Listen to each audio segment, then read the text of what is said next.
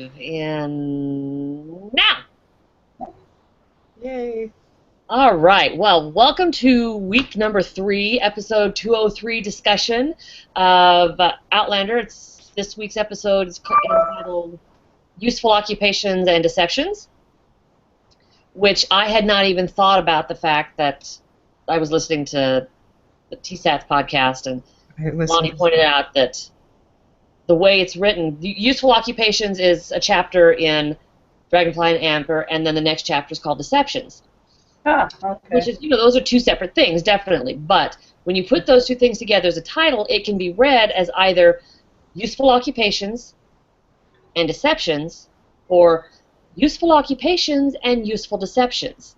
Right. Depending on how you parse your sentence. So it was like, So useful applying to both words, yeah. Yeah, because it could be a modifier on both words. So that's good. Anyway, that's good. I was a big fan of this episode. So I from the title card, we're back to our kind of more static title cards, but just that kind of beautiful picture with that chess set. Mm-hmm. Oh yeah, that's a gorgeous chess set. Yeah, the first 2 weeks we had kind of the dynamic title cards where they were, people were moving or actions or something going on. Yep. Right. And this one was, and I'm not a big chess person, but they did talk about But it makes sense because it's strategy. It is strategy, but they also talked about, I kind of steal from TSATs. They're much smarter than I am. That the king on his side, that's not how a game where somebody wins, outright wins, that's not how a game ends. That's a king who has been somebody who has conceded the game. Yes, they've conceded their game. So they've conceded, and so it's a fallen king. So they talked about the fact that it's, very symbolic of fallen kings, and yeah. So I was like, ooh. Forfeiting your king, yeah, you have to forfeit your game, right. Yeah, so anyway. Yeah. But we started out with, we can't go through it step by step because we talked for 2 hours last week. I know. I will not be staying on for 2 hours. When I looked at the amount of video, it was like, holy crap, 2 hours. Yeah, people. but we went into spoilers big time too. So Yes, we I think did. we got to half of it once we got into it. So anyway, that we open up with, Claire sleeping by herself, sadness. But Jamie, hearing the horses come in and Jamie coming and blowing through and obviously having been out all night long. Yeah. And letting us know. He's kind of letting us know what he's doing because we haven't, we didn't see a lot. We didn't see a lot of what he was doing last week as far as the machinations he's got going on. Right. So it's kind of letting us know that all this time he has been at Prince Charlie's side and working with him, and then obviously he's been playing chess with Monsieur Duvernay because he said, that's on the agenda as well. He's got to go back. So he's definitely working those relationships and, doing what he needs to do. And, poor Claire left at home. But a lot of people loved how, and I did too, I loved how we moved through the apartment. Yeah. With the way the camera work went. The cameras followed them through their apartment, into their, where he came up the stairs and then through the bedroom and saw him just kind of dropping stuff, just like a man. Passing orders, yeah, he wasn't even passing orders. Taking off his jacket, dropping his sporin, and moving on. So it's like my sister does the exact same thing. As soon as she walks through the door, she and her daughter, they're so much alike. As soon as they walk through the door at my parents' house, they start dropping stuff. They walk through the door, they drop their suitcases. They walk through, a little bit farther and they drop off their coats, and they drop through a little bit farther and they drop their purses, and then they get inside and their shoes are off. And it's like you can follow the trail until they get to where they're actually, sitting for a while. So I thought it was definitely letting us see that Jamie has definitely become pretty comfortable in this space, in this house. Yes. As far as, treating it like he is master of this house. Yeah, and he had the servant following him and either picking stuff up, and then when he got in the room, they were dressing him, and yeah, I thought it was pretty interesting. Yeah, when you have servants, it's the servants who pick up after you. When you don't have servants, it's your wife. Right. Right. So, he's lucky because I'm not sure Claire is a picker-upper. No. But yeah, I mean, and I like how this kind of, to me, it kind of represented a pretty easy intimacy between the two of them. An ease with the two of them as far as changing and talking, because they were doing some really fast talking. Jamie bringing Claire up to date on what's going on with him. Him changing clothes, and then her finally pushing his valet out of the way and finishing dressing him. Yep. So even though we know they're having issues as far as physical intimacy, there's definitely a marriage here. Right. There's a team going on. Yeah. Yeah. So, and I like that. I like getting that.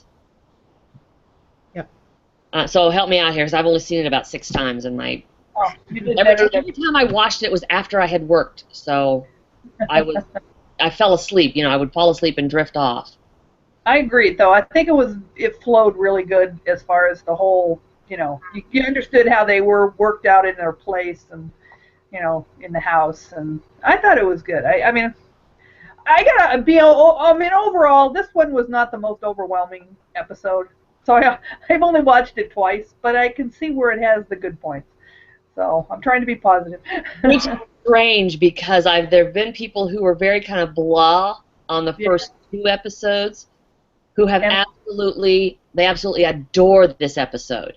Yeah, and I love the first 2, and this one is like, to me, I don't know. I mean, it gives you a lot of information. It sets a lot of stuff up. It moves the story forward. It was a good episode. I'm not going to say it wasn't good. I was like, okay. I don't need to see that again necessarily, even though I have watched it twice. But it's like, yeah. Well, because there was like I said, I kept watching it when I was tired, so I kept having to go back to rewatch. But there's some stuff I kept picking up, and I mean, there were little things they dropped throughout this, and there were some big things they dropped throughout this, but they're going to be bigger later on. Excuse me. Yeah. Because we see the very hints of Claire's slight discontentment. Yeah. Having been relegated to the role of the stay-at-home wife and expectant mother. Yeah. Which I was thinking about this when I was driving home yesterday. It's like, she's not happy in this role in 1740s. However, this would be her expected role by Frank in the 1940s. Exactly. The exact same thing. She would be expected to be the stay-at-home mom and the academic. Yes, and she's supposed to stay home, run the house, and meet up with her friends for tea. Most of people, because academia is very political. Oh yeah. Right. Talk about politics in both centuries there. Yep. Jamie and she are embroiled in these politics. There's even more cutthroat politics in academia sometimes. Right. So that's coming up. We know it's coming up because everybody knows she goes back. It's not a spoiler. You watch the episode, you know. Right. But still, I mean, this is the exact same role that Frank is going to be expecting of her. Yes. In 1948. Right. Yep. So all those people who are just like, she's a modern woman in 1740s, and I'm like, well, yeah, but she's a 1940s woman in 1740s, and their roles aren't too dissimilar. Right. Roles and expectations. True. Of a woman. So. But we all know she would have a hard time with that role in the 1940s as well. Yeah. Oh, I know. Especially coming back from the war and having a role there. Except that was a societal issue for all women who either went to war or went into the workforce. Yep. Right. They were expected to go back home. And then we got the 1950s. Yep. With Leave It to Beaver. Yeah. And that was, and Ozzie and Harriet. That was the expected role. That was the typical family was, Dad went out to work, Mom stayed at home, took care of the house, wore dresses and heels to do her housework. Yeah. Thank God I was born later. And dinner was waiting on the table when Dad walked through the door after he got home. Yep. So again, like I said, the gender roles are not at all different. No. Slightly more freedoms in 1940s and more rights, because about the women can vote and own property Right. in the 1940s, but often their expected role is the exact same thing. Yep. Ornamental appendage, housewife. I think also even in the 1940s and 50s, if you're married, your husband has control over a lot of decisions too. You don't get to do things that, we can get into the little bits, but I think still once you were a married woman, your husband still was, his word was more than yours, or if he wanted something a certain way, it was hard to get around that. So. Yeah, well, and you had your budget money. I mean, as far as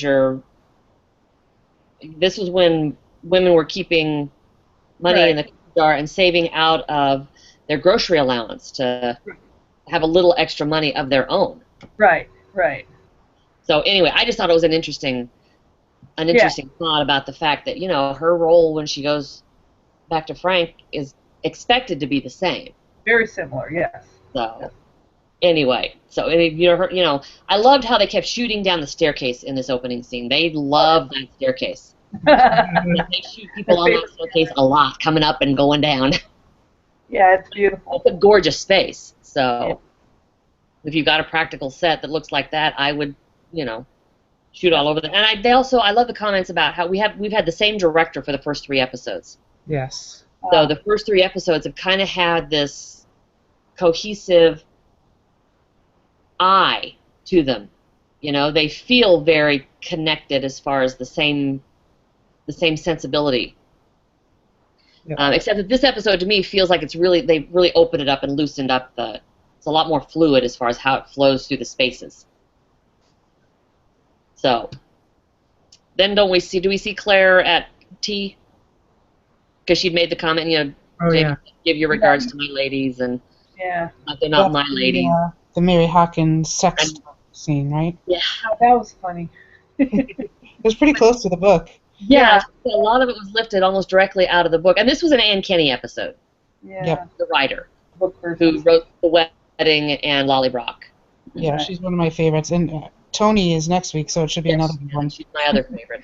Oh, good, okay. The women ones are the best. Well, the people that are real book fans, I think, really help bring it back to life. Bring it to life. Yeah, I mean, I understand them having a mix of writers. They're kind of split half and half between book readers and non-book readers. Right. And I can understand needing those two sensibilities, but it's really obvious to those of us who are book readers that the book readers definitely have a better grasp on the emotional connections between these characters. Yep. Yeah. And they're able to give us that. They're able to put that into their scripts without obvious stuff. It's not obvious exposition dialogue. Yeah. There's just these small little everyday intimacies that we can see happening between these people. Mm-hmm. Yep. It lets us know that there is definitely a relationship that is built and grown from, that first horse ride in the rain. Yeah. Back in Sassenach in, season 1. So anyway, I'm looking forward to Tony next week as well. But yeah, Ann Kenny, I loved how she wrote this episode. So yeah, we get that lifted right out of the book, that whole Mary Hawkins thing. And I actually have loved the way they have streamlined and condensed a lot of this stuff. Attaching Mary Hawkins to Louise simplifies so much. Oh yeah, definitely. It's rid of a lot of extraneous characters and scenes that there were times in France in the book I skipped. Your eyes get glossy in some of those, for me anyway. I did a lot of skimming. It's like, okay, when do we do something exciting here? Yeah, absolutely. That is the one thing about seeing it on the screen. They've been forced to streamline this crazy. Yeah, well, because they would take 13 episodes just to do, part of France if they did everything that was in the book. Yeah, and did it in that. So I love the way they've condensed a lot of this stuff. So that's good. We're still getting the gist, though. We're still moving forward into what needs to happen. So it's working out. And this is where we got the big reveal of Mary Hawkins is Frank's 6 times great-grandmother. Yeah. And is supposed to marry Jack Randall like a year from, well, I don't know what year we are. I think, are we still 1744? 44. Yeah, 44, yeah. So anyway, 46 is when He dies. well, 46 is when they're supposed to marry. Yeah, early 46, yeah. Okay. Yeah, early 46. Yeah. So that's, you know, that's coming up. And that was that big, huge, that whole kind of shock reveal when she suddenly realizes where she's heard that name from. And I knew we were going to get this Frank back. Yeah. I knew we were going to get a flash where he's showing her his family tree, and that's where she was going to remember, like, oh, and I knew we hadn't seen it. But I was confused about when in the past, or in the future past, it had happened, because she's wearing the same outfit she wears in the first episode this season when they leave. That skirt. I mean, I know that that's something that she probably had been left behind the first time, you know, and it was still at the minister's house Reverend's house. But when they cut to that scene, she's wearing that sweater and skirt, and I'm thinking now, and they're kind of sweet. I mean, you know, she's hugging him and everything, and I'm thinking, well, this has to be before she left the first time, because there's it's obviously before she left the first time, because this is sort of thinking back to it. I thought that was interesting, though. To me, it was Frank packed that Bible, and brought it with him to do his research, his genealogy research on the Scotland trip. Yeah, but it just kind of threw me off. It looked like they were either sitting at the bed and breakfast or at Reverend Wakefield's. I couldn't decide which place they were. Yeah. But the way they were acting, I'm thinking maybe they were more at the bed and breakfast. Maybe. I can't imagine in the Reverend Wakefield study that Claire would have been all over Frank. Yeah. Knowing Reverend Wakefield could have.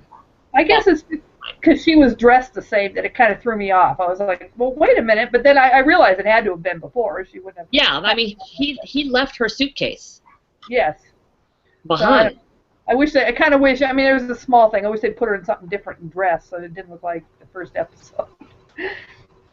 And maybe it isn't. Maybe it just looked like it to me. It might not have been, but it. Well, all of her stuff in the 40s is dull and drab. Yeah, that's just minor. So, but if it is, I mean, I actually think it's kind of interesting, the fact that that's what she took with her to Scotland, and when she got back, because she specifically said to him, I'm going to need some clothes. Right, and he had left her suitcase at the Reverend's, yes, so. So, yeah, she had the stuff that was left behind.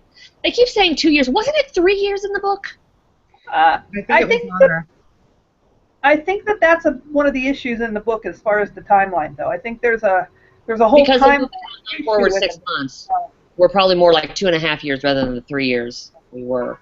But even within the book, there's a date issue, so. True. I wouldn't worry too much. It's supposedly 2 years, I think. So. Yeah, but I just kept thinking that she was in 1945 when she went back, and she went back to 1943. So she went back 102 years. Yeah. So it has to have been 3 years that she was in the past, or almost 3 years. Yeah, so anyway, they have timeline issues. Yeah. Yeah, don't worry about what the... Yeah, so yeah, we get that whole scene with her riding back in the carriage, riding back and realizing, you know, now for the first time we suddenly get her saying, oh my God, Mary Hawkins and Jack Randall, that's he, you know, I know he's not dead, so now they can marry, and now Frank can be born. She didn't care at all about Frank not being born before this time. I know. It's true. Yeah, she really crossed her mind once. Yeah, it never voiced any concern, so that's a good point. Yeah. So, you know, you remember the issues I had with her and the whole protecting Frank thing that's coming up? Yeah, we all had those. I mean, at least in the book, she had been thinking this all along, because she'd always worried. She kept saying, well, my ring is still here, so it's somehow Frank is still existing. True. Right. In the future, because that was a big through line for her in the book, was she kept looking and seeing that ring was still there. Yeah. Prior to this point. But here in the show, and people keep saying you got to separate the book from the show, which is okay, fine. But you're right. She had no thought of Frank not existing. Right, because she supposedly was Not assuming even he was dead. Yeah. But there are those who are attributing to that deep down inside, she did not truly believe that Jack Randall died in the bowels of Wentworth Prison. Hmm. Wishful thinking. Yeah, or, some part of her said that she didn't see him die. Yeah. And there are those who say that the fact that he's haunting Jamie is Jamie's subconscious telling him he's not truly dead. Could she also have assumed, I don't know where, and someone else, I saw this somewhere, so it probably isn't an original thought, but maybe she assumed that he already had children. Because he never ever says he doesn't have children, does he? I mean, in the whole last season, maybe she figured he already had his children and they were back in Sussex or wherever they're from. So, because she wouldn't have thought about it. Him being a soldier, he'd go where he's assigned, but he would leave a family, wife and kids probably at home. He wouldn't bring them to Scotland, so. I don't know, but if she had that thought in the back of her head that where Frank had told her, because she specifically said that in 1946, Jonathan Wolverton Randall marries Miss Mary Hawkins. But that's something that she remembers only after she hears the name, right? So, before that, it just never occurred to her. Probably she just she had nothing that pegged her to consider that. I don't know. It's like I said. It's it's one of those things that I just keep looking at it, going, okay. Yeah. She had no thought for Frank.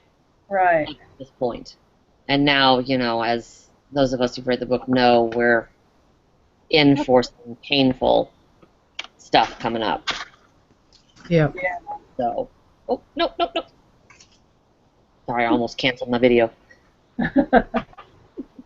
Shouldn't play with this stuff. I was getting bad views of myself. I was seeing my flappy, hangy stuff in the Facebook stream the way my phone was set. So that's why I moved that thing, and now you're looking up my nose. That's okay. So, anyway, so yeah, now we're going to get this whole angsty thing with her, knowing that Jack Randall's alive and that he's got to marry Mary or Frank may not exist, and now we're gonna start getting, these issues. I liked Murtaugh being in the know with her for a little bit there. Yes, I also like the fact that they have fleshed out that relationship and are showing us that relationship. I mean, it's like we talked about last week. If the one good thing we got out of the search was this relationship, I may stop bashing the search quite so much. That they're friends, or that they talk to each other. That they are close enough and trust each other enough to confide in each other. And the fact that they are united in their love and care for Jamie. I mean, that's where they started from, but they did develop their own relationship during those ridiculous weeks galloping across. Endless weeks. God.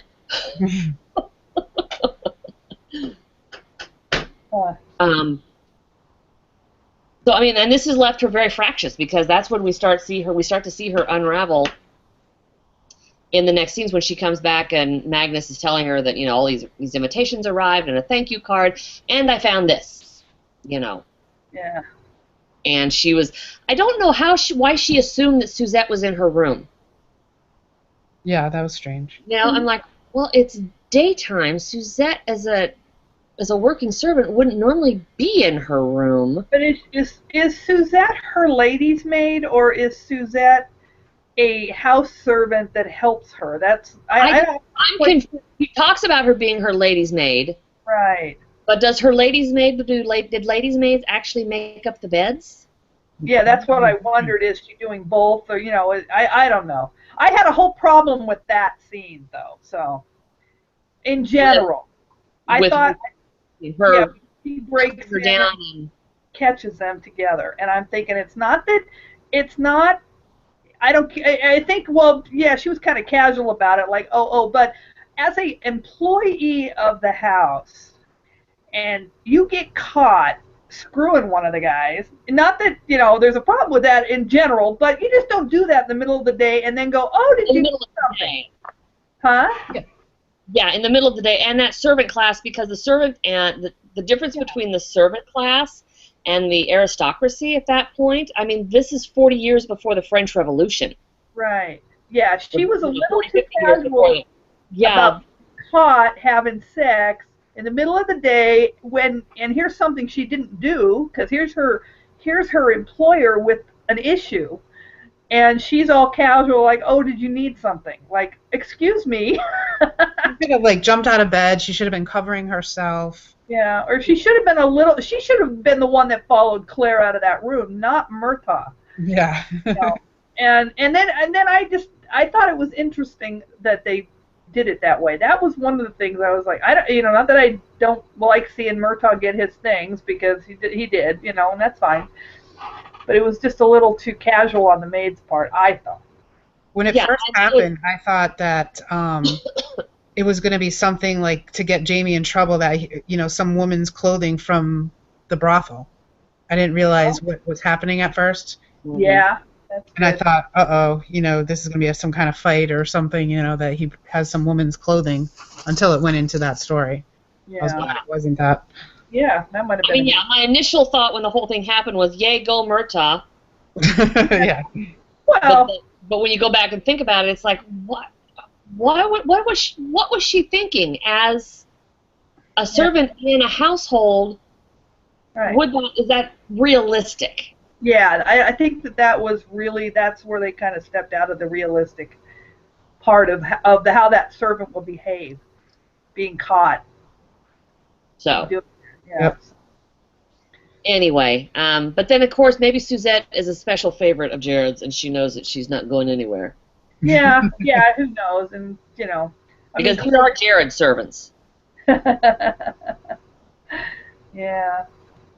So yeah, you get that great scene that finally Claire is able to share the fact that Blackjack is alive, and I really like them doing this. Right. Really, because it's like finally she can share this burden, and the fact that he agreed with her about not telling Jamie. Right. I was like, well, okay. She's not going to have to carry the whole weight of it eventually herself, theoretically. Yeah, it's going to be, we're going to be resolving this whole conflict here pretty quickly. Yeah. Like in the next episode or two. Yeah. Because we have to. But yeah, I like them close here and working together and agreeing that it's best not to tell him at this point. Right. Yep. Where do we go after this? Do we go to Jamie playing chess? Yeah. In that ridiculously gorgeous library salon thing? That was beautiful. Holy crap, that was a gorgeous set. Yeah, that was beautiful. Was it a set or was it an actual place? I don't know. Because I know that the hospital is a place, but... The hospital is a cathedral in Glasgow. Yeah. But I was thinking, I need to go back and watch that Gary Steele little talk about it during that Emmy panel. Oh, okay. Might have been. Because he talked about the different sets, the sets that how rooms were redressed to be different places, and I can't remember if that is a redressed portion of their established set. I'll go back and watch. It's an excuse to go back and watch that. There you go. Yeah, I have to. Yeah. But yeah, and I loved, Jamie working. This is us showing us Jamie's smarts, and letting us also know that he has consistently beaten Monsieur Gervanet at chess. That was some fun dialogue. It was kind of cute, where he said, "You can respect me less," or whatever. Yeah. I wouldn't just forfeit the game. Yeah. Yeah, I did actually really like that. That's a good character. Yeah, I love Monsieur Gervanet, and I blew by him so fast in the book. Well, really flesh him out in the book. I think they're doing good with him here. Yeah. So anyway, the fact that he got him to agree to meet with the prince, and again, Jamie's walking this very fine line between telling outright lies, and yet I don't believe he's ever told an outright lie to people. No. The way he words things, because when he's talking to him, he talks about the fact that it's not a good time. Right. You know, he never says he doesn't want the rebellion to happen. He says he doesn't want it to happen until they're prepared with the funds and, you know, Yep. whatever else, which would absolutely, I think he would absolutely be on board with that. Because if you think about it, Jamie stopping the rebellion, if it weren't for Claire having her knowledge, Jamie would be one of those who could be completely on board with putting a Stuart King on the throne, because it would solve his problems in Scotland and let him go back home. Right, that's true. Because he can't go back home. Right. Even if he stopped the rebellion, he can't easily go back home. Yep. Because it's not like, oh, well, we stopped the Jacobite rebellion, let's go home now. That doesn't change the fact that he's a wanted man with a price on his head. Yeah, with the British government, yeah. With England. Because the British are still in charge. It's still them. Hey, Jerry. Hi, can you hear me? Yep, we Yeah. hear you tonight. Okay. You won't see me because I'm packing, so I'm just going to kind of, if I zoom in and out, it's because I'm walking away from my phone. So. Okay. Well, we're Okay, just talking about the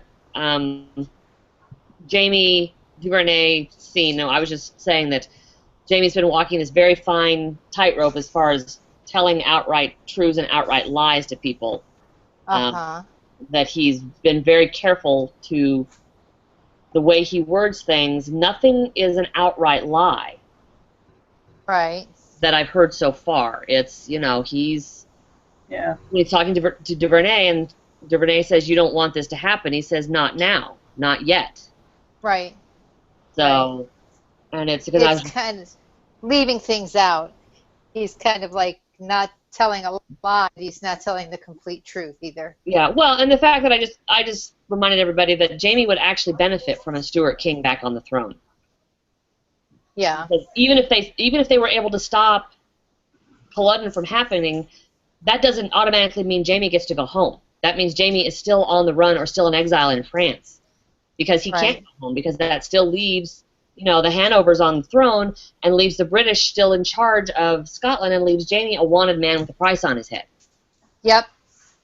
So, you know, the fact that they're doing this, him working to secure an actual success would have been made a whole lot more sense for him as far as improving his life and his family's and the estate's livelihood. So, you know, he's working, because of what Claire's told him, he's working in direct opposite of what I'm sure his natural instincts and where that would push him and send him. So he's being very careful, and at least the way they're writing, he's been very careful not to come out and say, no, I don't want this to happen. This is not the time for it. Right. We can't take another 15, you know, which is what, you know, the 15 was the last Jacobite uprising. We can't repeat those mistakes. And so even, I mean, talking to Prince Charles, he was very careful to say stuff like that. Talking to DuVernay, he's very much to say like that. Anytime he talks to anybody, even when he's talking to Jared, he never outright lied to Jared about, you know, what his motivations were. He just said, you know, if any man with carrying these scars on his back would, you know, isn't that enough of a reason? That's enough of a reason. Yeah. Yeah. Okay.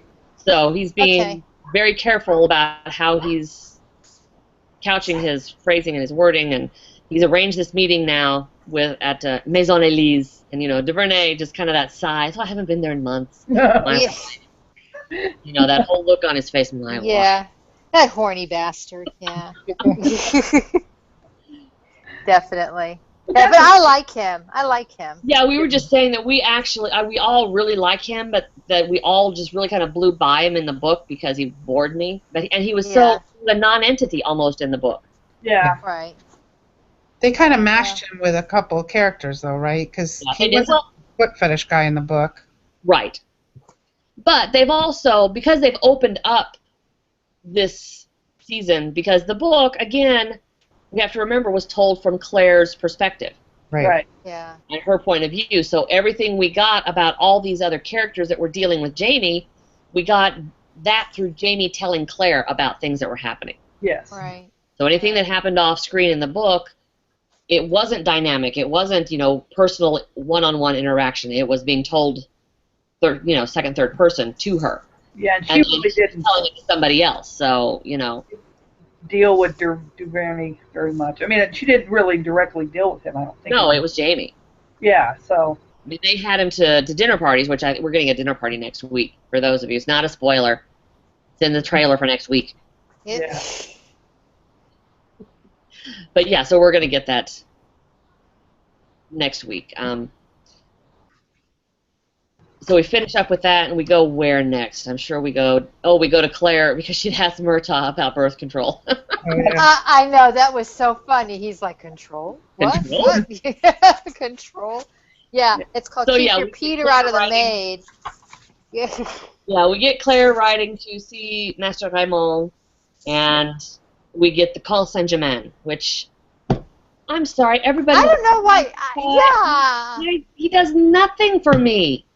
I know. What does everybody think he's so hot for? I'm like, yeah, right. He looks like a typical Frenchie. He's all, bony angles in his face. Maybe that's Yeah. it. Maybe. I don't know. Yeah. I I don't know. He's a guy, but yeah, I don't. I don't know any of his other work, so I can't say anything about the actor because I don't know the actor's work. That might be part of it. He may have some resume that people know. He's French. I think he's done most of his stuff in Europe. But he's basically right now the Comte is just glowering menace. Right. Yeah. He's had less than a dozen lines. But he's going also to have Motto coming up. I saw Diana say on CompuServe that he's going to feature prominently in a couple more episodes coming up. Well, he's got to. Oh, he needs to. Yeah. Yeah. Well, they've clearly set up he's got something going on with Raymond. Right. Because he was making a deal and we'll do this and this. So obviously that was all laid out that there's something coming up with him. So. Yeah. And that he's still glowering at Claire. They kind of. So yeah, basically this little scene with him was remember this guy? Remember? He's still hanging around, and remember him because he's going to be important in another episode or two. Right. Yeah, well, whatever. So his presence in that particular scene, I think, was a reminder to us. It was just don't forget him. Don't forget the pretty Frenchman. He's coming back. But he's not a pretty Frenchman. I'm sorry. Well, Sorry. whatever.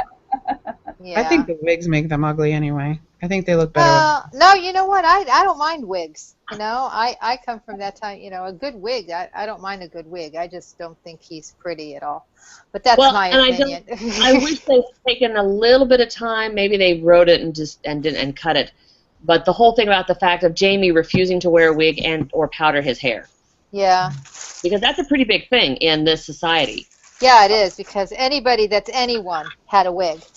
Right. Even the shopkeepers wore wigs. I mean, the servants in the house. Yeah. Agnes wears a wig. Yeah, and the bigger and better your wig, the more prominent you are. So, yeah, and like I said, they haven't mentioned that at all. I wonder if we'll get it, but I don't know. I'm wondering if they mentioned it somewhere in one of these earlier episodes and it just got cut. No, yeah, they might have, and it got cut. I don't know. Like some of the stuff got cut with the red dress and things like that. It may have come up at that point. I'm just glad we're not further along in history where the women had to wear the wigs that had the full scale murals in them with the boats and the thing, and they weighed 25 pounds, and I don't know how they walked with those things on. Yeah. Yeah. So. Well. But yeah. Then we're moving forward to her with Clara and Master Raymond, and I like the way they introduced Mother Hildegard here because it again cut out a whole bunch of extraneous, unnecessary. Right. Getting Claire to that hospital because if we remember from the book, it was a little bit different as far as she went. How she was, how she made it there, yeah. But this whole thing where she says, I'm an unusual lady, or at least I used to be, and her being so dissatisfied. But then people at some place mentioned this that they set what's her name? Wax Lady. Oh, Oh my God, I just lost her name. Louise? Louise. Yes, Louise. yes, they set her up as somebody who knows everybody. Yeah. You know, if you think about it, the 2 episodes Yeah. ago or so ago, you know, Louise knows everybody. She can introduce you to everybody. So setting her up that way would mean that Louise could be a very good resource because women gossip. Right. You know, Oh, they listen yeah. to what their husbands are saying, and then they repeat and gossip in their little group. Right. So, you know, she could be cultivating Louise a whole lot more, and bringing in people that, you know, she could make connections with and find out information. But she just is kind of basically discounted that women could be help, that the females could be of any help at all, which I find strange for Claire. Claire. Yeah. You know, I really would have thought she would have been more savvy. Right. To be Yeah. able to This say, whole. no, Yeah. The we whole must- thing about the hospital and her not being, you know, those aren't my ladies and things like that. That was kind of a little off-putting for me, because you would think that she's, you know, part of this. She shouldn't be feeling so. What's the right word I'm looking for? I can't even think of the right word. Well, I'm also, looking for. Louise, at least in the book, ended up being like really a very close friend of hers. Yeah. Yeah, and I think So- we're going to get that. I mean, from the big trailer I've seen for the rest of the season, there's a lot more. It looks like we're going to get a lot more between the two of them. Yeah, they've cut a lot of the other women, the little, you know, the other women that are kind of in that circle too. They've kind of left them out, so we don't have a big bunch of faces to try to figure out who the heck. Right, that's what, yeah, when They we talk put about the Louise- streamline, you cut out a lot of extraneous characters. Yeah, a lot of wives and just people that are not. They don't apply, really. Because yeah, I think in the book it would It be is all saying those. that my Google chat has become unresponsive. Who's unresponsive? Oh, my computer is saying my Google Hangout is unresponsive. I mean, you guys aren't moving down in the little pictures, and I can't see myself. I mean, I Oh. can hear you. But Yeah, I don't have see you no- either. I just see the logo. Yeah, I can hear you though. Yeah. Yeah, so I don't know. Maybe I need to just stop. I'm going to stop. You there? She's gone now, I think we lost her. She's gone now. and this is her party. She's gone. I think it kills us when she gets. I know. Uh, No, we're still going, it says live. aren't we? Yeah, Yeah. I think last time Yeah. this happened, I think it lasted a while, and then after a while it died, but I'm not sure. Well, ugh, I'm trying to pack for bipolar weather. For DC? Yeah, I mean, every half an hour the weather changes. I mean, a week Yeah. ago it was supposed to be like 80 something, and then thunderstorms on Thursday, and now it's in the 60s. It's I rain, know. Thursday, sun. You know, Yep. every couple hours it changes. So I'm just bringing layers. You know, it's like, Yeah. and I live in Florida, and I don't own a raincoat. Okay, I've been here since 1969. I don't own a raincoat. Oh. So, you know, I don't have. it's like umbrella, and I'm bringing the poncho I bring to Disney World when I go in case it rains. Got a No, mouth I on don't. it. Yeah, it's like, God. No mice. No, Oh. no mice. It's Are not you one of leaving already tomorrow? Excuse me? Are you going already tomorrow? No, but with work and everything else that I have to do, I just like getting packed early, and then I have to leave early Thursday morning because when I go to Tampa to fly out. Yep. And the airport is right off the Howard Franklin Bridge, which 2 years ago when I went, we got caught behind an accident, and we left at 5 in the morning, and I watched my plane fly away at 9 a.m. And I was still on the bridge, and that's only a 50-minute drive away. Yikes. So, Are you back, yeah, Angie? so- I am back. I'm in here You're back? funky, but Okay. Okay. Yes, we were just talking about the crazy weather that we're going to have. How's your I see there had hail in Kansas today too. Yeah, and we're supposed to get nailed tomorrow with tornadoes, so. Oh, geez. See. Lovely weather. Yeah. Yep. Yep. So anyway, where were you now? Hey, Melissa. Melissa now, yay. Where are we? What were we talking about before my computer had a fart? We were talking about how Louise was supposed to be her, feature prominently and be her best friend and all. Yeah, and I really think they're going to move towards that, because I actually think next week we'll talk about it in the spoiler zone, because there's a thing coming up, because we were talking about it last week.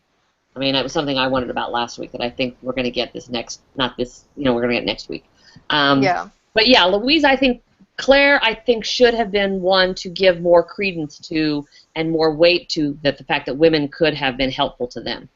The wives of some of these important players could have been important to them. So anyway, we get Claire.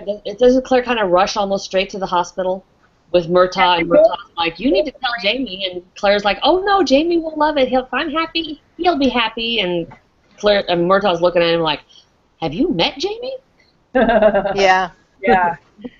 Yeah, she goes from Newman's right to the hospital. Right. So, and somebody said, I saw somebody say when she and Sister Angelique were walking in that scene, they looked at it and went, Sister Angelique is 3 feet tall? I know. Towers over her. Yeah. This poor girl must be 5 foot.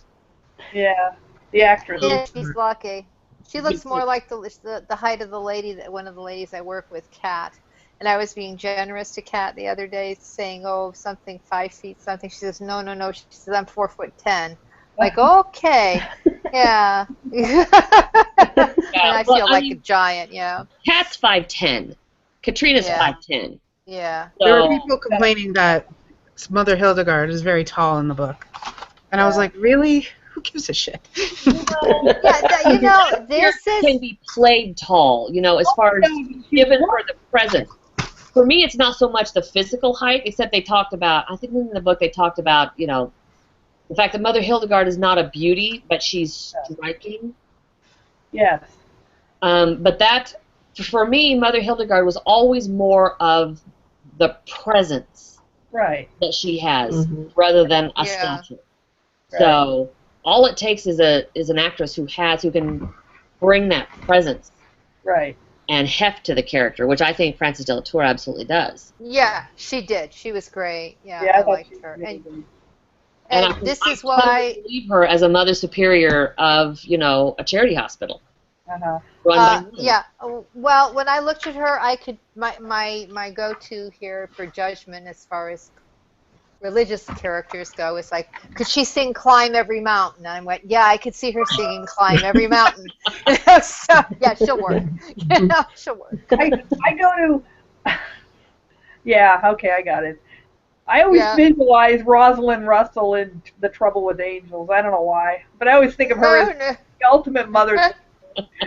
No. Sound of Music, man. Yeah. I went to Catholic school for a while. I had those nuns beat my knuckles with a ruler, and it's Sound of Music all the way.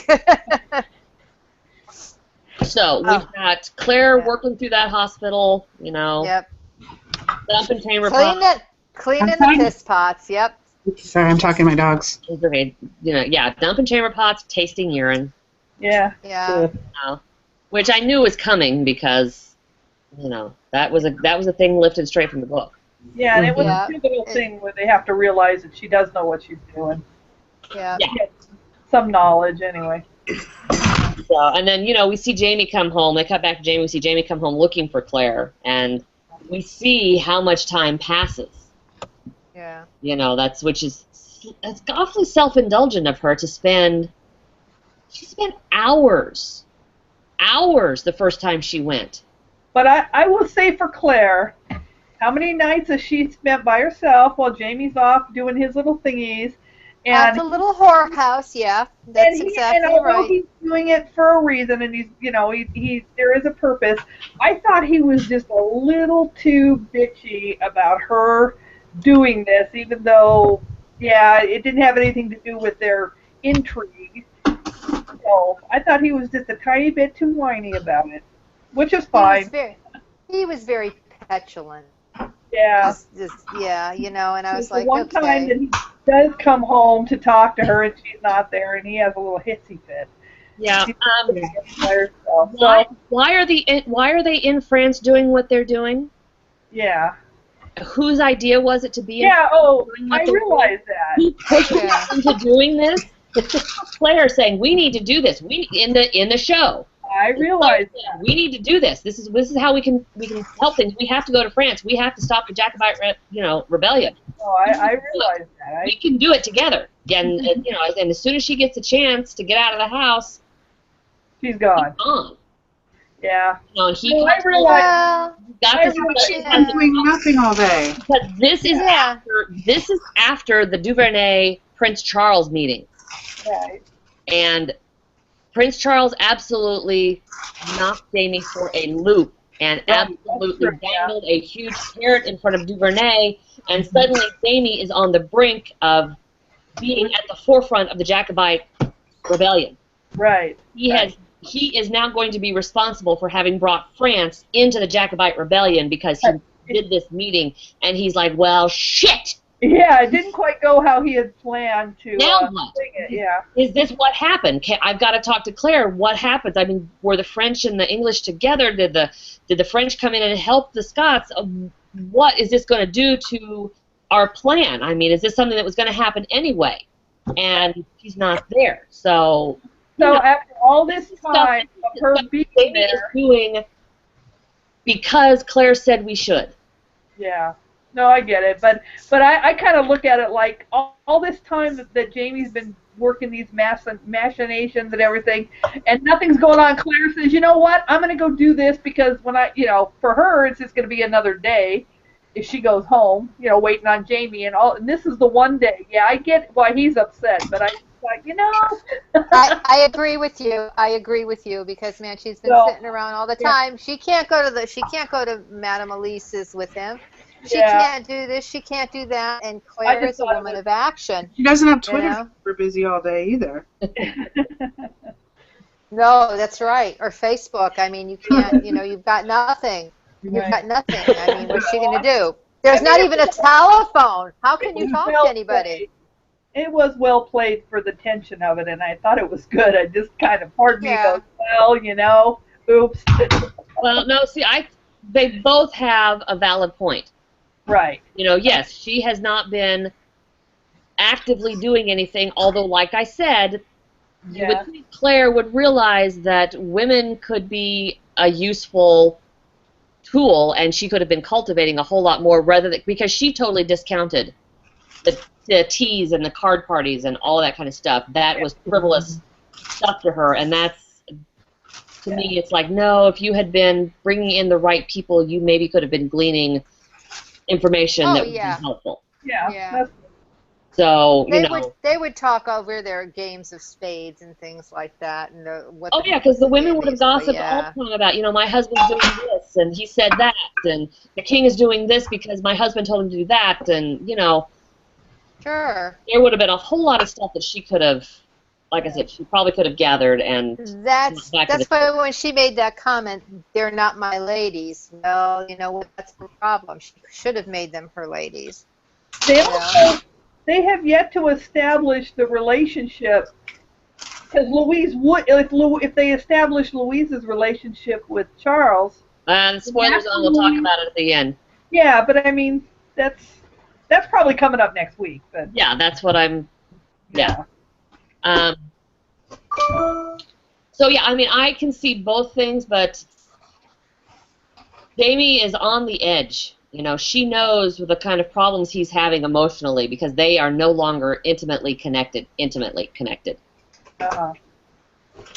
So, and I always had such sympathy for Jamie when I was reading the book, because what he is doing is diametrically opposed to his core personality. Yeah. I agree with that. I had that same problem. Being deceptive, you know. He's not, like I said, I keep saying he's not actually outright lying, but he is working against a cause that he probably would have been in support of. So he is working against his natures, doing things that are totally opposed to what his natural inclinations and natures is. And that, you know, that is so exhausting and draining because of the fact that you are doing something that you hate every single day. And Claire's bitching because she had to sit around and go to card parties. Whereas Jamie is basically doing stuff that hurts his soul. You know, that's the way I look at what he's having to do. So, that's, I mean, I actually, because I don't think he ever said these lines in the book, when do I get to be happy? When do I get to feel whatever it was? But that was something I always thought in the back of my mind. But I don't think Diana ever put it in the book. I actually liked that Ann Kenny put it in here.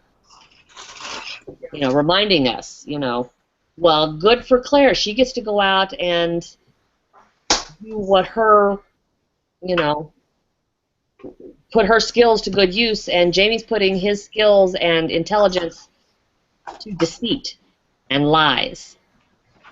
But if you think about it, the card parties and all the socializations from Claire are probably against her core character as well, because she's just like we said earlier, very action oriented, and so she may be having as much trouble doing that as Jamie's having, you know, lying to Charles and well, not really lying, deceiving all these men trying to thwart this rebellion. But again, I keep coming back to the fact that Claire should have been smarter and should have been cultivating different friendships. Mm-hmm.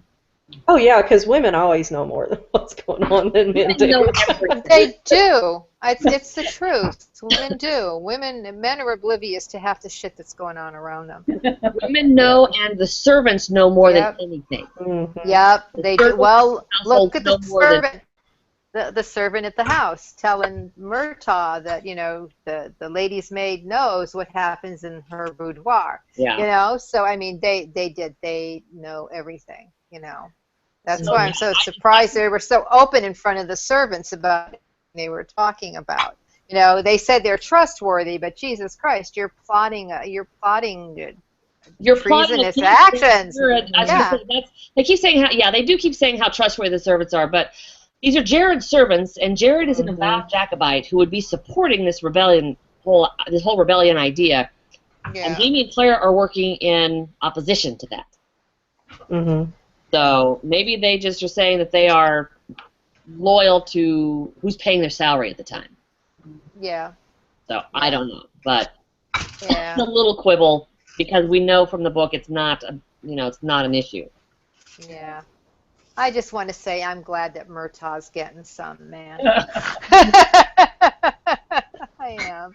Poor guy. He's the third wheel for everything, so good for him. I'm getting some. Because, again, in the book, Murtaugh disappeared for ages at a time from the page. Yeah. And suddenly he would pop in when Diana needed him to do something for Jamie. Yeah, he's kind of a shadow character in this point in the book, yeah. Yeah, so they're giving him plot and motivation and stuff to do. Right. Well, he's not. Because frankly, when Claire asked him, "Don't you have something better to do?" he said, "Frankly, no."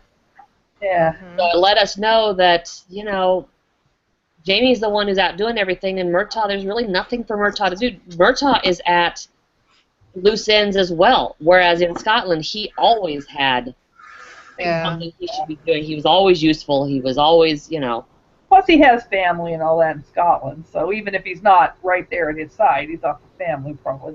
But I was thinking about Murtaugh today, and I guess they really didn't. I mean, we know it, and they've said it here. He is also a kinsman of Jared's. He's not just some guy Jamie brought along. He's family. So his position in the house, he's not a servant. He's part of the family. in the house. Right. So, He's as close to Jared relationship-wise as Jamie is. yeah, they're related. So yeah, so I never think about that, but it's something I have to try and keep in front of my mind. He's not Jamie's servant. He is family. You know. Yeah. He's Jamie's godfather. Yeah, he's Jamie's godfather, but he's a Fraser too. So Yeah. I mean, he's part of the family. So yeah. So he's Yeah, free I to hadn't thought of it that way. Yeah. Yeah, That's a good point. He's free to move through the house. He's free to give orders. I mean, goodness gracious, he's not a servant. I know someone commented about him flopping down on the couch, like how casual is that? But the reality is, he's part of the family. You know. Yeah. Jamie had done it, or Claire had done it. So. Yeah. So anyway, we're we're only about halfway through the episode, and I know Corey. Yeah, I'm about to drop off. Yeah. Yeah, and I'll be dropping off in a few too. So. Well, anyway, some of the high points, you know, Claire back at the hospital, Yeah. doing the whole splinter removal. Right. That was good. That I was well- excited that it was in there. Right, I was gonna say right from the book. Yeah, it was lovely. Yeah. Yeah, nice and pussy. And I was surprised that they did the music cipher, because to me that I had to read that music cipher stuff a couple of different times before I actually got it. I was so confused when I was reading it in the book. Yeah. But Anne Kennedy really simplified it. Right. Yeah. Yeah. So we skipped right over Fergus. Oh yeah, the Fergus thing. Yeah. We brought Yeah. Fergus in, and Sawney being missing. Right. Yeah. Missing. You know, and finding Fergus, they're one of the things they had Fergus say may affect something later on when he popped right back at Jamie and said, "I'm not a whore." Yes. Yeah. Yeah. So that's Well, that. yeah, Jamie says, I want you, or I'm interested in you, and the kid freaks out like, oh, hell no. Oh no. Yeah, no. But that's, like I said, there's something from the book that Yes. Yeah, So- they twisted it away. Yeah. something is coming up. I'm wondering how they're going to handle that. So again, that's a spoiler thing. But I love this kid. He doesn't look 10, but That's okay. And he looks very well fed. yes, he does. That was my thing. Yeah. And I was like, dang, Fergus has been eating good. Well, Fergus is a resident at Madame Elise's. Yeah, well, they really don't say, because they say he's the houseboy or something. I mean, what did Jamie call him? That, you know, Madame Elise would be upset if he knew you were her houseboy or her servant. So they kind of give him some kind of status in the house. It sounds like. It sounds like that he had some kind of status or some position of some kind. Mm-hmm. Well, we know where he is in the book, why he was in the house. I don't know if Yeah. they establish it here in the show. Yeah, it just, but I can't imagine. They kind of have to if they're going to continue this, because we haven't gotten that in these later books, but that's going to that's huge in the Right. last two books Yes. about where Fergus's origins are. Right, but that's And Jamie, very, very quickly, when Jamie said, actually, his name is Claudel, but we both agreed that's not very manly. right. Mhm. And that's so. But I think the fact that some random street urchin wouldn't be wandering through that house, Madame Elise's house. No. So obviously he's an employee or he's a known person in the house, but they really don't establish that, because it's okay for him to move out and go move in with Jamie and Claire, you know. Yeah, well, we may get it because we just got a little bit. He was kind of on the fringes. Yeah, Mhm. and that was so funny. I just love that scene where she comes down. He's got his feet up on the table. He's eating the chicken Yeah. legs on the table. Yeah, like he owns Yeah. the house. Yeah, Yeah. like he's been there forever. Yep. And he thinks he can sweet talk the women so that he gets his way or something. He's cute. Yeah. He is a doll. Yeah, he's adorable. Breasts. Yeah, a little Yeah. Arthur Roger there. He's cute. I tell you, I listened to I don't know if you guys have listened to the TSATs yet, but Lonnie mentioned that it was, to them, they found that broken vase in that Fergus scene hugely symbolic, because vases are very symbolic of Jamie and Claire. And when whoever it was walked by with that broken vase, they were like, that is absolutely symbolic of where Jamie and Claire's relationship is right now. Yeah. It's fractured. Huh. And they're carrying out this broken vase. Uh-huh. Yeah. So it's just to them it was very symbolic and a lot of symbolism right there, and they totally believe Anne Kenny did it on purpose, broke that base on purpose, because otherwise nobody says anything about it. Yeah. You know, Yeah. it's just, you hear the breaking glass, and then you see somebody walking out with a broken vase. Yeah. Mhm. So, which I was like, ew, I'm not nearly as smart as some people are. Yeah, no, I didn't even think about that either. I just thought the kid was being rambunctious and broke a vase. So Mhm. I didn't see the symbolism in it, so I'm a Yeah. bad fan. So, I love that some people do, because I can totally see it as well. It's Yeah, like, yeah. After they bring you bring make your you attention aware of to it, yeah. Mhm. You go, So yeah, oh, that's what happened. and the fact that they talked about Jamie and Claire being at that point in their relationship where they can't even talk to each other in the same room. That entire conversation between the two of them, they are in two separate rooms, talking with walls between them. Right. That's the They're divide. walking along. Yeah. You know, it's another huge visual symbol of where their relationship is. There's such a block between them right now that they're not even in the same room when they're talking. Right. And in that scene, to me, they seemed to be stepping on eggshells around each other. It was just like they were choosing their wording very carefully. Well, because they had the big fight, before, because this scene happened after they had the fight and Jamie went to drink it at the whorehouse. Maybe she just doesn't want him going out again. Well, he acknowledged at the end that, that was a really good idea, almost like she was surprised that he came up with that idea, to hire Fergus to steal letters. Yeah. Because, Jamie realizing that Charles is having conversations and correspondence with other people and he's not being told about it. Right. He's not. He realizes he's gotta get in there and figure out what's going on. So, and then we end up seeing a little bit of Fergus, lifting the letters and passing them off, and working with Murtaugh on that. Yeah, and Murtaugh and Jamie working on decoding, and Jamie basically saying most of the codes are very easy. They're talking about family stuff, but probably not talking about family stuff, because Murtaugh points out that particular seal that he was putting back on had been removed 3 times before he had removed it. Right. So, and it was and again, that's straight from the book, but it's definitely letting us know that there's a reason everything's written in code, because they all know that people are reading their letters. Right. So I actually think it's supposed to tell us that there's a code within the code. Right. The letters are coded, and when you decode them, it sounds like family gossip, but there's actually going to be a code inside that family gossip, which, again, was in the book. Yeah. And then we get the musical cipher. I'm going to drop off. Alrighty, hon. Thanks so much for coming. Bye, Corey. I'll see you Bye, Thursday. Corey. Yeah, I'll be there Friday. Friday, then we'll see you this weekend. Okay. Alrighty, hon. See you soon. Okay. Bye. Bye. Yeah, so the musical cipher. Yeah, we forget the musical cipher, and I'm glad they condensed it. yeah, and I'm actually also glad that they have taken away the fact of, Jamie having a tin ear. Right. Which they kind of had to, because it's very complicated in the book, because he lost his musical ear when Dougal tried to kill him with an axe. Right. And they've cut that out completely. Yeah.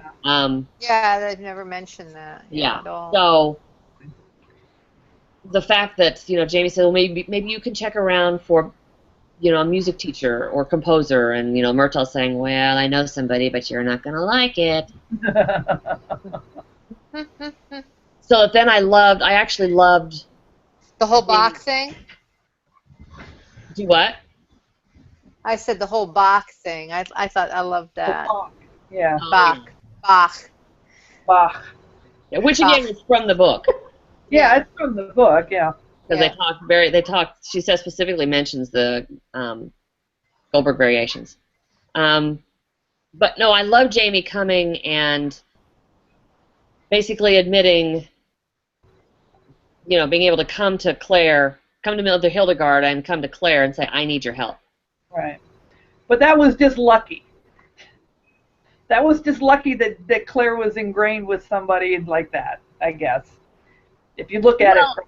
It is luck. It was fate. It was fate. Fate. Yeah. Okay, it was fate. Okay. But, I mean, if he had been the kind to hold a grudge, he could have said, no, I'm not going there, find somebody else. Yeah, that's true. You know? So So he made, it was... he made a concession to Yeah. take advantage of her new connection. Yeah, and him, you know, basically saying and admitting and acknowledging that this was fortuitous that she was here. So, Yeah. and then yeah, we get the whole scene with Mother Hildegard and the playing of the harpsichord and figuring it out, and them figuring out the fact that it changes keys so often, that's got to be what it is. Yeah. And the key is the key, and I love that whole Jumping Jack Flash reference.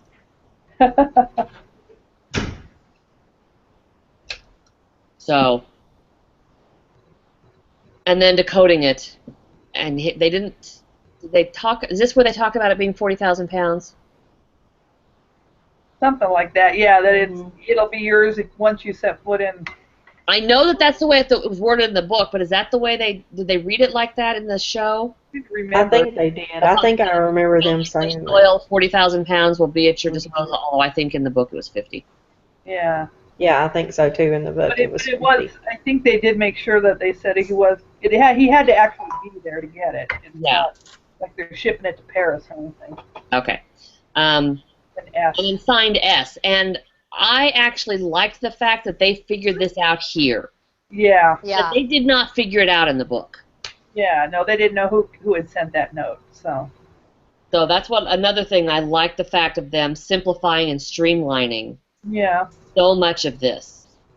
Because Yeah. Well, in the book, the Duke was, you know, he was an enigma. peripheral figure Yeah. here in this part of Paris. Right. They didn't know what his deal was. But also, yeah, because, you know, I mean, we can just vaguely, the book has a lot of ways to do exposition because you're reading, you know, and a lot of it's all internal thought by Claire. So they don't have time to do that here. They don't have time for her to tell the story in voiceover about how they figure out or how she figures out who it is. So, yeah, I'm glad that they don't figure out, and the book does not figure out that it's Sandringham, that he's the S. I thought they did eventually. Once they get to later. Once they get back to Scotland. Yeah, no, they don't figure it out in Paris. No, they figure it out, you know, later on in the story. Yeah, they don't even realize that he's any kind of a baddie. No, that's right. That's right. So they were smart to bring all that forward. So, yeah, I love the fact that they have brought that forward, and he's kind of been our focus to begin with because he was just so.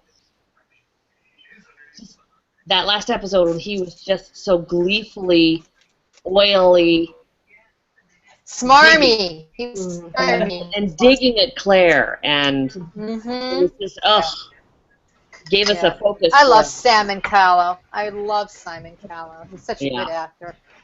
Okay. So then that's when they talk about, I mean, Jamie being so happy here. All of a sudden he's like, we finally see he's got this huge smile and that light that kind of comes out of him when he's talking, and he looks like Jamie from Scotland. Yeah. You know? And he walks out to get, I'm sure it's whiskey to celebrate.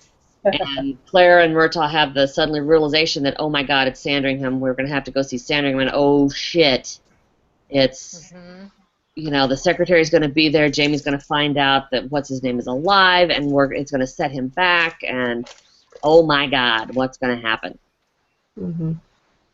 So, you know, that whole reassurance there at the end where she says, I'm just happy that you're happy, because, you know, Murtaugh's like, you got to tell him, you got to tell him.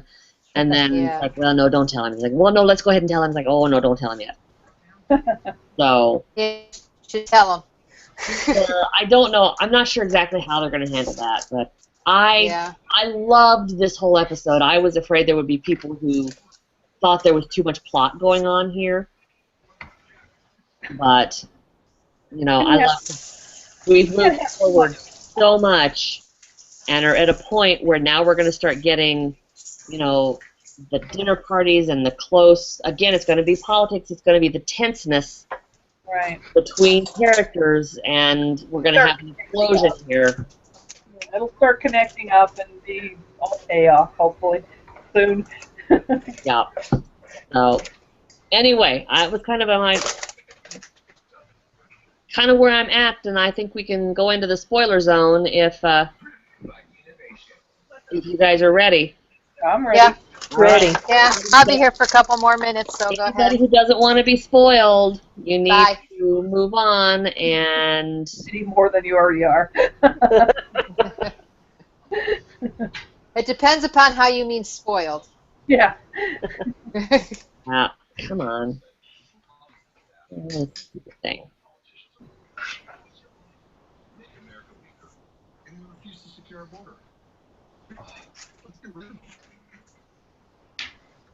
Okay.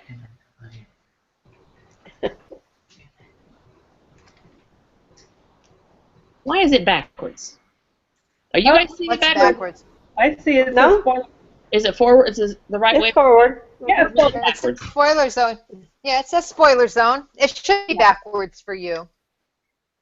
Well, it's not always, because when I've done it before, I can see it forwards. I can see it the right way. So I don't know.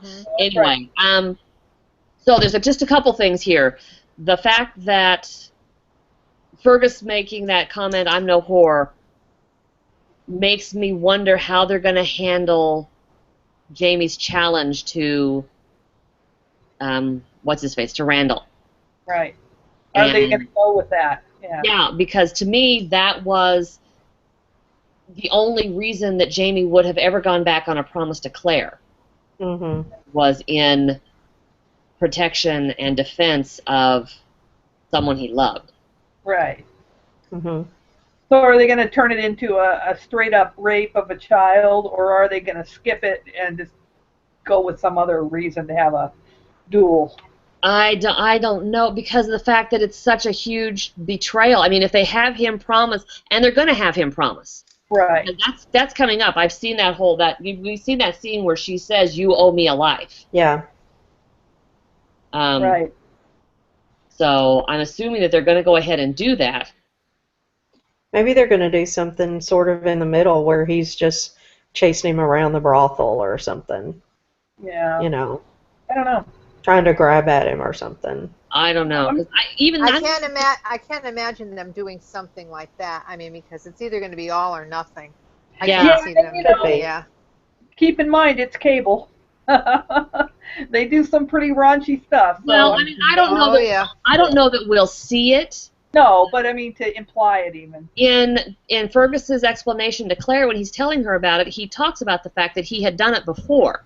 Right. Mhm. Right. You know, not often, but every once in a while, there was a customer at Madame Elise's that was his preference, and Elise would split Split the price with him. Yeah. would split with him, and that she promised him, you know, at this point, she promised him to split Right. the fee that she was charging with Right. him. And because he talked about, you know, he asked, you know, I begged him to let me do this, and he said no, and then it just hurt so much, and because Right. Fergus was blaming himself. Right. So, yeah, I'm sure that I would be surprised if they didn't do it. I think maybe more so, because again, this is cable, and it's in the book. It's not like they're stripping out. You're coming into something that didn't happen, or No, but I just, like I said, that having Fergus say when we met him, having him say, "I'm no whore," yeah, when Jamie says, you know, "I'm interested in to you." a rape. Yeah, would turn it more into a rape than a consensual act that got out of hand, basically. So anyway, that was one thing I was thinking about. I was like, oh, as much as I hate that whole thing, to me it actually is the only thing that justifies what Jamie does. Yeah. Well, but even in the book, Jamie wasn't aware it was consensual. It wouldn't occur to him that someone would come in there and pay for a It child. didn't matter because Fergus Fergus was crying out in pain, Right, that's what I mean. Mm-hmm. Yeah. and that's what he walked in and saw. Mm-hmm. So that's just something I'm wondering how they're going to handle that. And then the other thing is I was wondering if we were going to get the Charles and Louise relationship. Yeah, I think we are, aren't we? We are, because they're going to meet at this dinner party that's coming up. So I'll be there in a minute. I'm wondering if they're going to go into that, because I couldn't figure out any reason they introduced Colette and it specifically said she bites. Right. It's the monkey, Louise's monkey.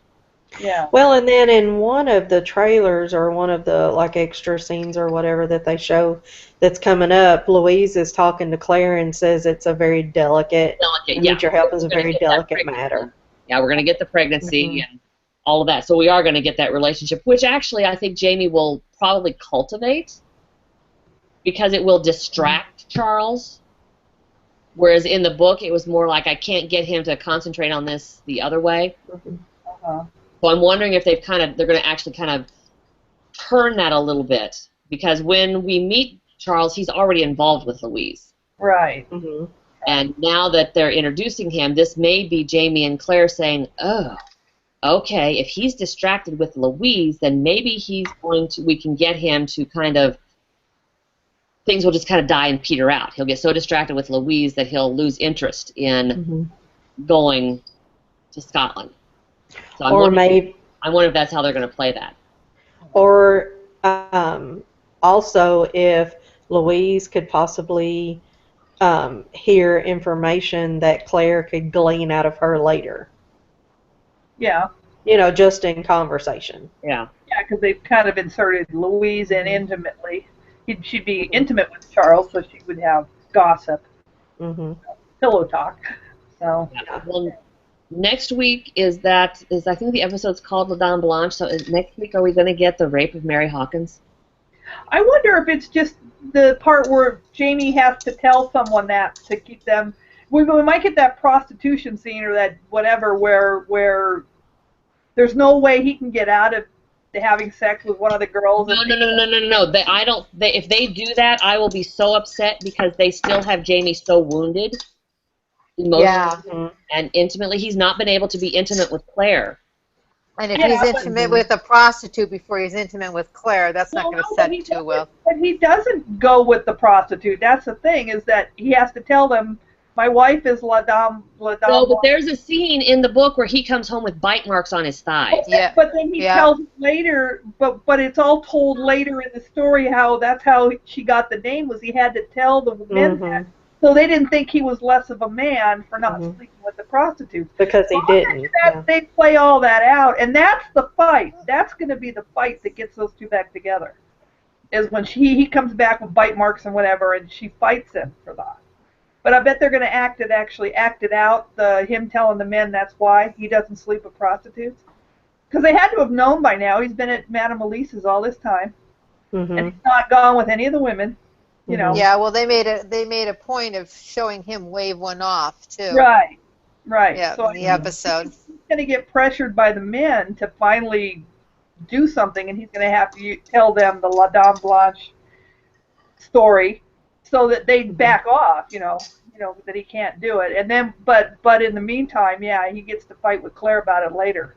I bet you I would like to see them do that because I know that speculation I've seen is that it's going to be a big fight that Claire and Jamie are going to have that's going to put him back in bed. And that's probably going to be it. Speculation. Because they did, the fight was in the book. The fight was in the book. Together. Right. But because they've changed it so much, I don't really want to see a fight bring them back together. Because I don't know. A fight between the two of them is not going to help Jamie heal.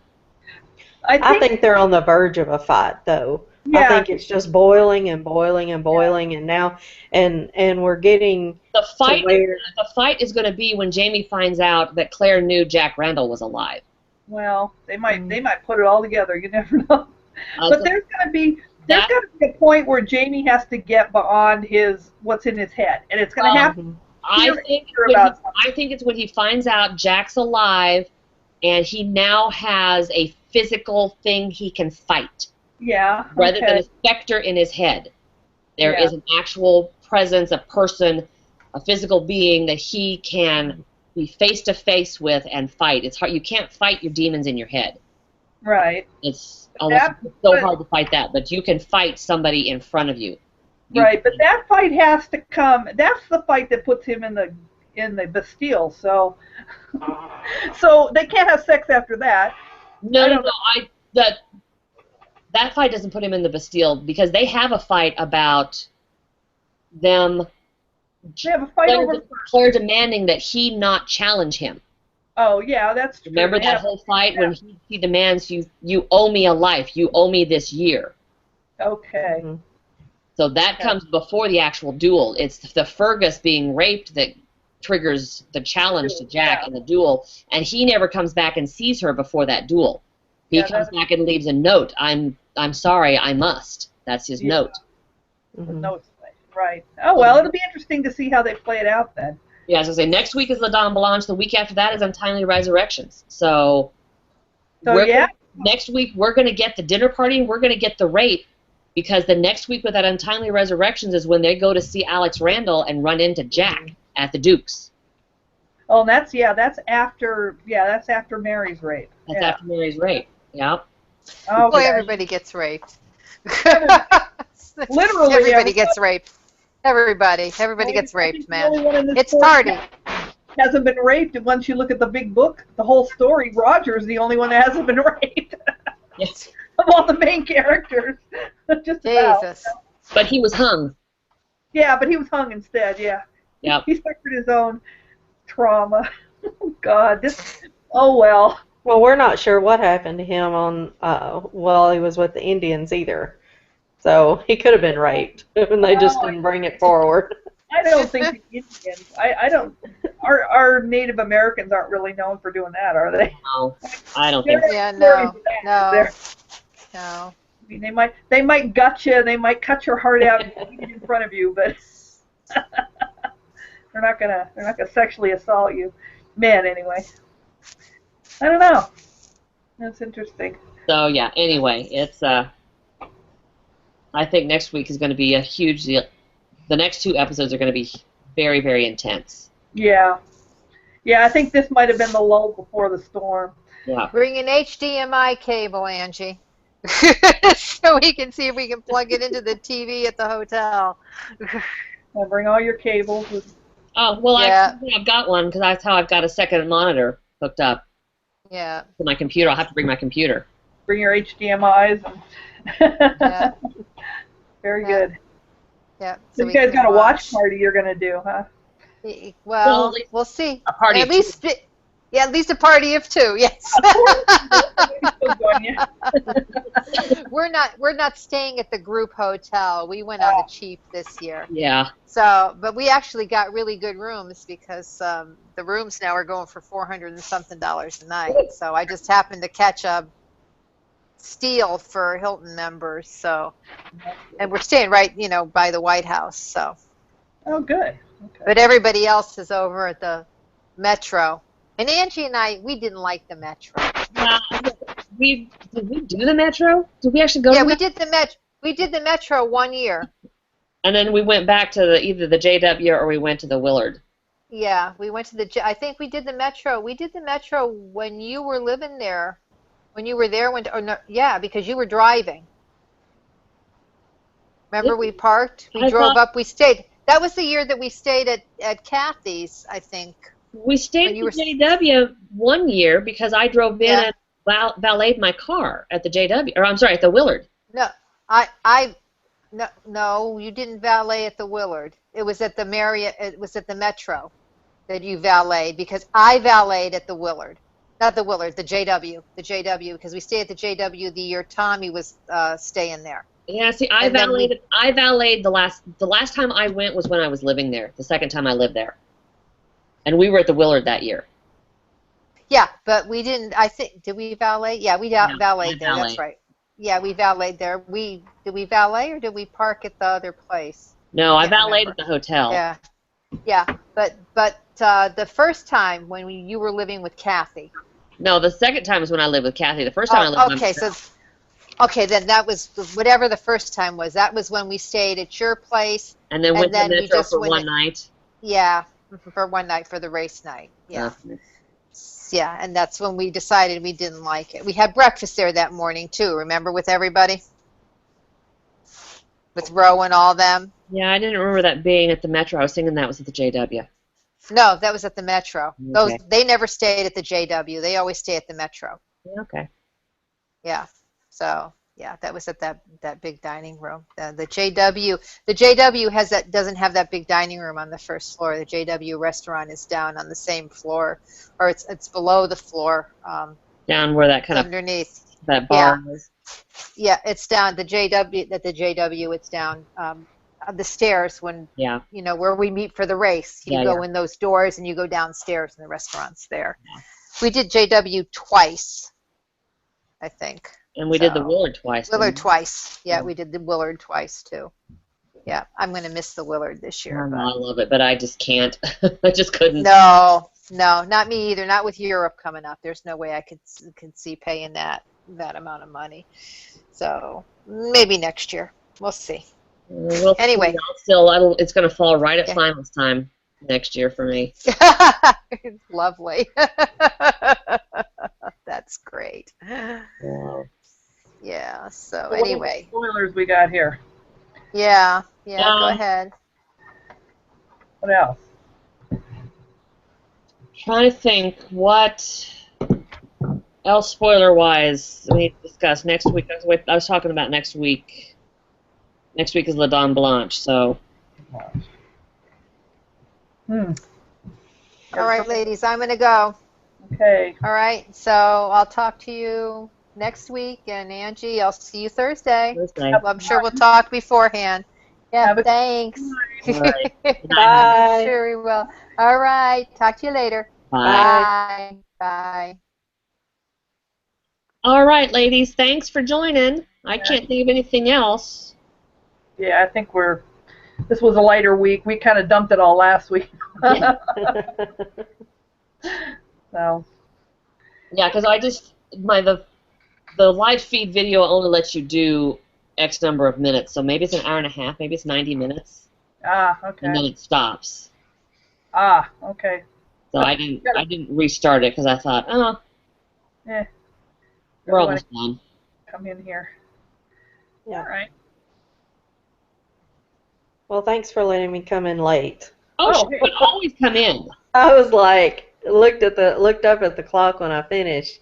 I had like 68 pictures to edit, and it's been a little over a week, so I needed to get those done. And I looked up at the clock, and I was like, man, time flies when you're having fun. Well, like I said, it's just because we start at 8 and you can't come in at 8. Doesn't mean you can't come in later because it's not like it's locked. Okay. You can pop in and out all the time. Yeah, that's good. So. Alrighty, well, I'm going to stop the broadcast, so anybody who was watching or watches the video later, thanks for joining us. Comment. Let me know what you think. Let us know what you think.